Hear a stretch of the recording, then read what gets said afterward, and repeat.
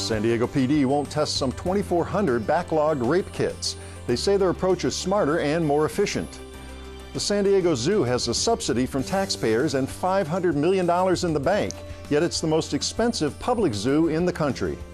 And the opioid and heroin epidemic has spread from downtown to the San Diego suburbs, taking many by surprise. I'm Mark Sauer. The KPBS Roundtable starts now.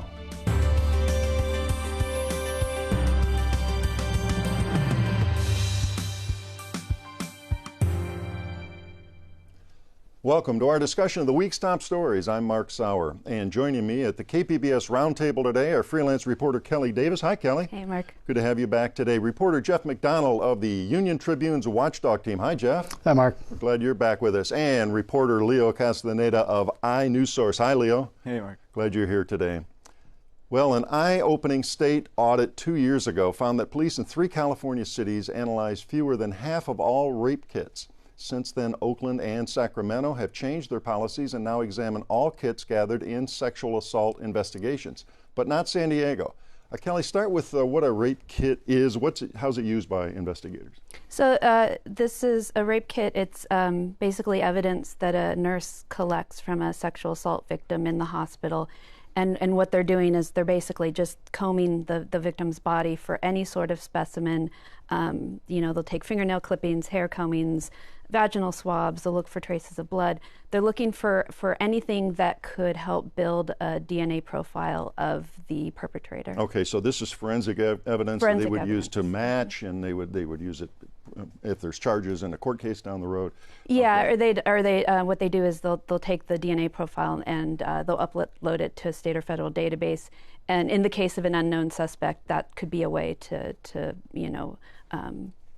find the perpetrator. Okay, and now in your story in Voice of San Diego, you noted that STPD has about 2,400 of these kits that they have not sent to the lab for testing. Why? Mm-hmm.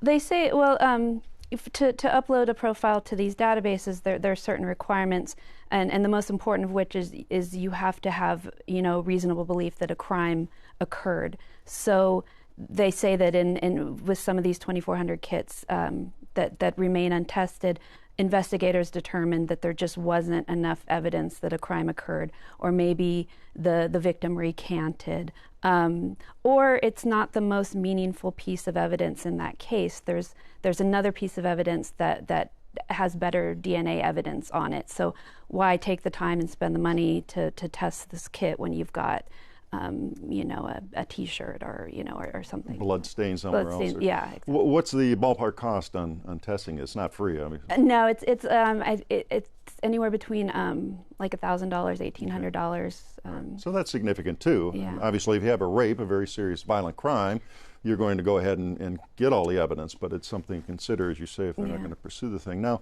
departments elsewhere, though, they do find it useful after this audit we mentioned at the beginning, Sacramento and Oakland, for example, to go ahead and test all these kids. Mm-hmm. Yeah, so I think while the audit was in process, Sacramento decided to start testing all sexual assault kits. After the audit, Alameda County, which includes Oakland, got a grant to start testing all kits. And both of them say that they found it a good use of resources, that they've helped identify perpetrators. It's led to prosecutions, not a ton, but some definitely some criminals have been caught because of it. Okay. Now the tests for SDPD, who does those tests here, and what information do they wind up with? Yeah, the police department has its own crime lab, so an investigator will. That is, if it's an SDPD case, obviously. Yeah, there's county no and other jurisdictions. Regional crime lab. It's their own crime lab. Okay. And so they will, if an investigator feels that the kit is an important piece of evidence, they will make the decision to send it on to the crime lab. Okay.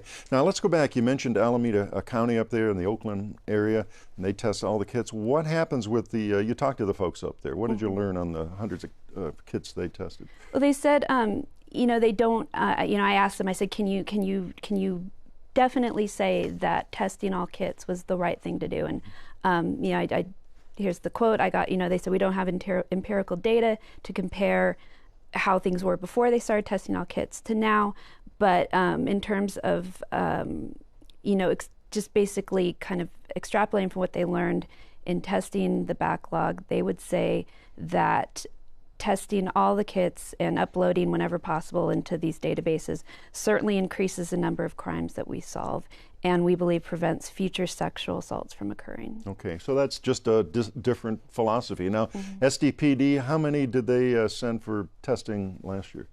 So there was 321 kits collected, and they sent about half, 159, and it seems that that's about the number each year. About half kits get tested. Now, in the cost that we were touching on a moment ago, Alameda County got a federal grant to cover some of this. Can San Diego, are they eligible to get a similar grant? Yeah, and actually on Friday, after my story ran last week, it was announced that both the county and the San Diego Police Department had received grants to kind of enhance or speed up their process of testing DNA evidence. It wasn't specifically aimed at sexual assault kits, just all DNA evidence, but I think the hope is that it will help them be able to expand.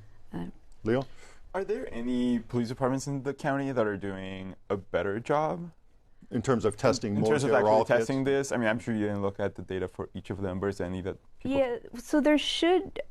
That data isn't really known because even though there's a statewide database, the acronym is SAFE-T. Can't remember what it stands for, but it encourages law enforcement to report how many rape kits they collect, how many they test, why they're not tested. Encourages them to report that information to the state, but it's not mandatory, so it's really hard to find out. I mean, I could have gone probably, jurisdiction by jurisdiction and found out, which I didn't, but that information is not readily available. There's not one set place to find it.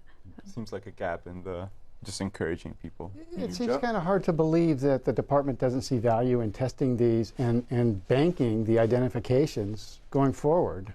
What do they... Because you just don't know. Right, and it could be a repeat offender would be found, a year from now, 5 years from now. It doesn't pencil out? They don't want to spend the money? And that's an argument, is that you do have these repeat offenders who, it could be that... maybe the case here is a little shaky and they're not sure about it, but this person has committed rapes in other states, and so and was an unknown perpetrator, and so by uploading that DNA evidence, you're able to start making these connections and help solve cases.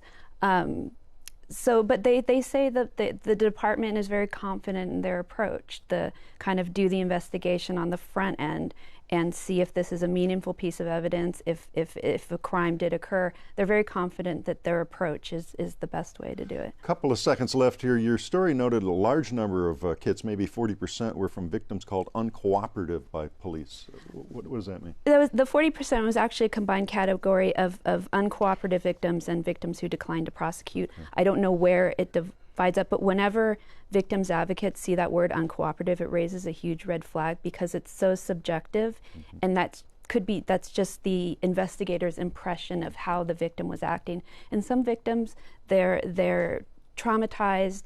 They don't feel like they're being asked the right questions. They don't feel like they're being treated with respect. And so, they might be deemed uncooperative at that point. Very difficult, these investigations in general. Everybody can agree on that. All right, great story. We're going to move on now. Thank you very much.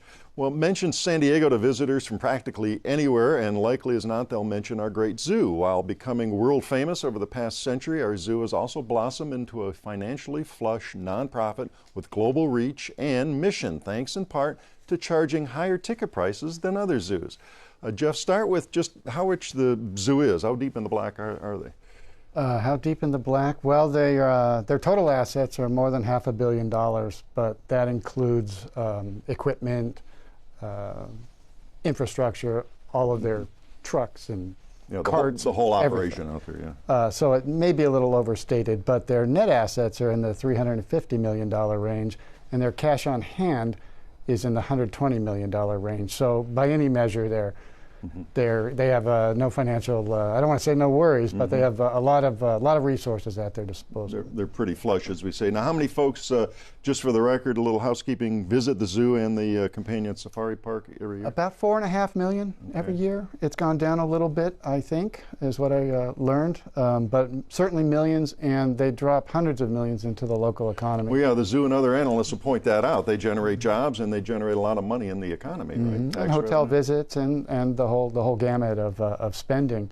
And they're quick to point that out. And they also tout, and rightly so, their research. And they do a lot of not only preservation and conservation, but they do research that benefits endangered and threatened species. So. And that's a big argument. Visitors coming to the zoo, they get that information, they learn about that. The exhibits have a lot of background and things you can read, and all sorts of folks there to tell you about endangered species, et cetera, and all that stuff. So yes. It really is a global reach on all of that. Now, is there a ballpark figure how much San Diego Zoo Global generates for the local economy? I did find a study that's a couple of years old. It came out 2 years ago, and it was based on year and a half old data, and it was 870 million to the economy. Now, that's not direct.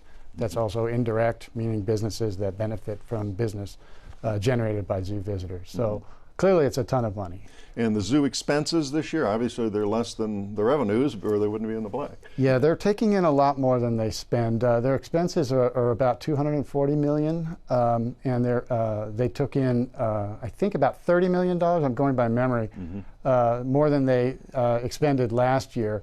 But that balance has been growing every year. So I looked at the last 5 years, and over the last 5 years, they've generated about 175 million more than they've spent. Now, you know, nonprofit leaders will tell you that's good. We want to be healthy. We want to be financially viable. Cushion for the downtime. Of course. Yeah. On the other hand, they are supposed to put their assets back into their mission, and these are such big numbers. I asked them several times, do they have any capital projects on the back burner that they're squirreling away money for? And they kind of deferred on that question and pointed me to the things that are ongoing right now. Now, your story, and we mentioned at the outset, that this is an expensive zoo. These ticket prices, compared with zoos in other big cities, are really high. They are. They're the highest in the country. $50 for an adult ticket, an extra $6 if you want to see a film. And I should say adult, they define as 13 years and older. In researching this story, I learned that kids were free up to 1977, up to 16-year-old kids. So for decades and decades and decades, San Diego kids got to enjoy the zoo, you know, just walk in anytime they wanted. That changed in the 70s, obviously to generate some more money. Other zoos are free. The National Zoo in Washington, D.C., no charge. St. Louis, no charge. Chicago, no charge. L.A. and San Francisco, I checked locally, they're $20, which is obviously a lot more reasonable to a family that wants to go to the zoo for the day. Now, has this affected memberships? The price gotten to the point where they're starting to erode the annual memberships and the family memberships? Well, it depends who you ask. The membership has dropped in recent years by a few percentage points. I think about 12,000 in the last 2 or 3 years, according to their tax filings. Their answer to that question to me was that they've redefined their membership program and opened it up to people who are out of region, and that they can support the zoo with a membership sort of as a contribution to the nonprofit, and come visit whenever they like, of course. But now, Kelly, you were telling us a little earlier, this membership thing has kind of hit home with you. Yeah, my husband and I used to be members, and when I found out I'd be talking about Jeff's story, I went into my husband. I said, "Do you have one of those, membership letters that they send out? Like, what are they charging now?" And I noticed the membership price has gone up from what we were originally paying. But I also noticed like the perks have gone way down. Like you used to get 2 guest passes and free tram tickets, and I'm looking at this letter and I'm like, they're no longer offering that. You get like a half price off admission. So so after reading Jeff's story, trim back the goodies. Yeah. But as you say, you're some of the folks who are sitting there looking at it and say that. Yeah, I don't know if it's worth it. Yeah, is it worth it? No. Obviously, as you say, though, 4.5 million visitors, a lot of folks think it is, and they're still coming. Now let's talk about the substantial revenue they get from this special tax, and that goes back many decades here, right? Yes, back in the Depression era, the voters were asked, and they answered the call to donate money to support the zoo, which was fledgling at that time. And collection of cages and really sure, a rudimentary effort. And they agreed to a 2-cent tax per $100 valuation on real property. That got cut back in the early 1980s because it was generating, a lot. It was a more significant amount than, I don't want to say than they needed, because the zoo would, of course, say they need every dollar they can get. So it was cut back to a 1/2 cent, but it amounts now to about $1 million every month. That's not a huge portion of their overall revenue, but it's a significant amount of money for, the city of San Diego to be diverting to a nonprofit. Yeah, and we've talked before on this show, I mean, the park where the zoo is, or adjacent to, depending on how you want to define that, is kind of got crumbling buildings and things falling down and tourists sidestepping debris, and the zoo seems flush. So you've got critics of this subsidy, share the wealth or cut it back. A lot of people think that the zoo should be expending those monies in ways that benefit the entire park rather than simply the exhibits that are defined in the tax agreement that was passed by voters. And then the city auditor has taken a look at this tax money and the expenditures. What did they find in that regard? They found there was no accounting for the money specifically, and they sort of dinged the city rather than the zoo. But after that audit came out in 2013, everybody agreed that there would be a new account that would designate just that money, where it was spent. Now, I asked repeatedly for evidence of where that was delineated in their financial documents disclosed. And there is the disclosure of the overall revenue, but it's not delineated how it's specifically spent. They steered me to the city steered me back to the zoo. So they're going to fix that? We're going to see more transparency? Nobody told me they would fix that. Okay. So maybe they will, maybe they won't. Maybe I'll ask again next year. I'm not sure. So that was something that was Kelly? supposed to be fixed in the audit and was never. It was not produced, or if there's a report, it's not generated and released publicly, because I asked both sides. I asked the city auditor's office, I asked the zoo, and they pointed fingers at one another. All right, last question on this. Any talk about lowering prices since they're so flush? No talk about lowering prices. I did ask that question, and the zoo's answer was that they need the dollars they get, and frankly more, to deliver not just the world-class services they continue to deliver, but to meet their obligation to the animals, who are going to live dozens of years, decades into the future, and they need to shore up the viability of their organization to protect the animals. Okay. All right. Well, good stuff. We'll look for more as we go along now. We'll move on now. Addiction to opioids and heroin has claimed thousands of lives in the county over a 15-year period, and the demographics of those whose lives have been taken over by prescription drugs has changed. Leo, you reported that many more people in their 20s now are dying of this substance abuse in San Diego County. What are these numbers and some of the changing demographics? Yeah, we're seeing, again, sometimes it's not huge numbers, but we're seeing spikes with, young men in the suburbs, rural communities that were previously, completely unexposed to these, or maybe very limited exposure to prescription pills, heroin, these powerful opioids. Mm-hmm. And again, as you mentioned, men, it mostly is men when you're talking about the extreme cases and the deaths and the emergency room visits, the overdoses, right? Yeah, it's and it's not just opioids. Other pain-killing type narcotics, there's huge proportions of men. I'm not entirely sure why. I don't think anyone really has the answer. My guess is it has to do with a lot of people come into these legitimately through injuries, through football. Mm-hmm. You get hurt hooked after a bad injury. Exactly. Yeah. And so what are the figures? About 2/3 are men when we're talking about these serious cases? I think it's actually 3/4 are men. Nice. So, huge proportions. Okay. We've got a bite here. You interviewed Alfredo Aguirre, director of the San Diego County Behavioral Health Services. Here's what he had to say about who's using these opioids and heroin.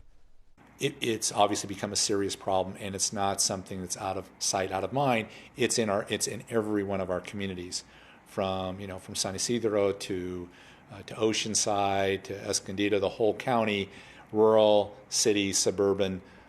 It impacts all socioeconomic classes. All right, you mentioned injuries and all and some of these prescription drugs. How are some of the other ways? How do young people start down this path and get so far into the hole?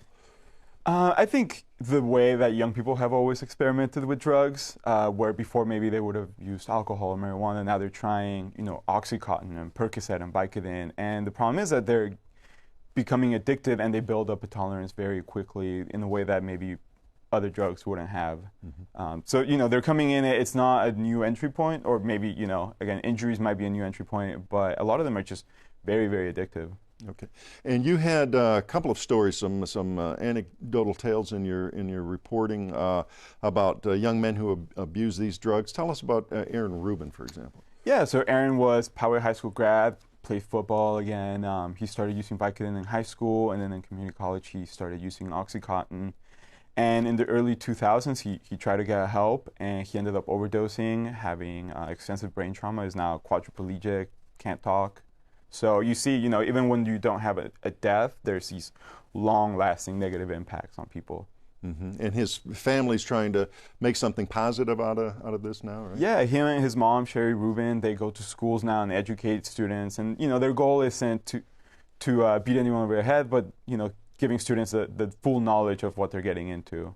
And see what exactly happened to them and the practical absolutely. Consequences of this. So we talked about the epidemic moving out to the suburbs, places like Poway, which I think maybe the average person wouldn't connect an upscale community about that. What are the numbers that we're seeing, and how are we seeing this shift work out? Yeah, and the numbers aren't always huge, but we're seeing communities like Poway or Ranchos Penasquitos or La Mesa, where maybe before you would have had 1 or maybe 2 overdose deaths in a year.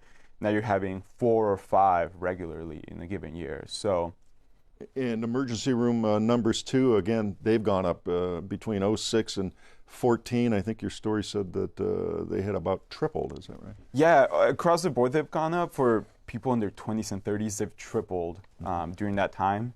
So again, and those are people who, you might say they didn't die, but they might be paralyzed. Yeah. Now, speaking of Poway, another one of the anecdotes in your story was about Mark, and kind of not the stereotype of the Skid Row drug abuse. This was a Poway individual. Tell us about that. Yeah, another Poway high school grad, also played sports. He played baseball. He first tried Vicodin when he broke his ankle skateboarding. And he eventually, he started with alcohol and other drugs. He eventually dropped out and became addicted to prescription pills and spent, 10 years of his life dealing with that addiction. Kelly? So where are people getting this medication? Because one thing you hear, you just don't hear of often, is pharmacies or doctors getting in trouble for overprescribing or for, refilling prescriptions when it's clear that somebody's probably no longer needs this painkiller. Yeah, it seems the access, it seems to be out there in great numbers, as your story shows. Yeah, and I think part of the problem is that there's no clear definition of what's too much. You might break your ankle and your doctor might say, hey, here's a 2-month prescription for Vicodin, and one doctor might say that's completely unnecessary, and the doctor might say, no, that's fine. So a lot of them is just, or you'll have a parent or a grandparent who had cancer and who got large amounts of prescriptions, and in Mark's case, he had a friend whose father had passed away and left behind bottles and bottles of Oxycontin, and they used that for quite a while. So I think what's scary is that it's not always these pill mills and these bad doctors. It's just doctors that are just giving a ton of these prescriptions out. Now, there was a federal crackdown, and your story pointed out that it became harder to get some of these prescription drugs we're talking about, but there was a result from that to shift it to another. What happened there? Yeah, you used to be able to go online and get a couple prescriptions from doctors in Florida and go and get them. And when it got harder, people didn't say, oh, well, I guess I'm not addicted anymore. They just went over to heroin. And if you're an addict, what are some of the advantages for heroin? It's much, much cheaper. A 30 milligram pill of Oxycontin, which is, a low but good amount. It's $30. You can get a hit of black tar heroin for the price of a cup of coffee, $3-4 So a tenth of the cost of that high, so much cheaper here. And obviously the effects of heroin, I think that's one of those words in our society where it's just a ghastly thought that someone would get onto heroin, addicted to heroin, injecting heroin. Yeah, absolutely. But if you look at the actual chemicals, it's to take a heroin pill or take a hit of heroin, take an Oxycontin pill, it's the exact same thing. And then we got a few seconds left here. I wanted to get to the point on the opioid abuse numbers do seem to be flattening. We talked about this crackdown, but the new concern about a synthetic. Tell us about that. Yeah, so now everyone's really worried about fentanyl. It's just super powerful. It's so powerful you usually just get it in a patch. They won't even give you the pills. And the fear is that not only are people abusing these patches, they're also smuggling the pills in or the drugs in from, manufacturers in Asia. Okay, so as you say, well, crackdown here, it's the old whack-a-mole idea. Yeah. You bang it here and it pops up over there. Absolutely. Yeah, and this is an ongoing problem. I mean, there's no easy solution. There won't be. There really isn't. I mean, you really have to address why these young people are getting addicted to these powerful drugs. And it's a big question. Who they are and what's going on in our communities. Yeah. Okay. All right. Very good. Well, we'll look for more reporting on that. I appreciate it. It was a great story. Well, that does wrap up another week of stories at the KPBS Roundtable. I'd like to thank my guests, freelance reporter Kelly Davis, Jeff McDonald of the San Diego Union Tribune, and Leo Castaneda of iNewsSource. A reminder, all the stories we discussed today are available on our website, kpbs.org. I'm Mark Sauer. Thanks for joining us today on the Roundtable.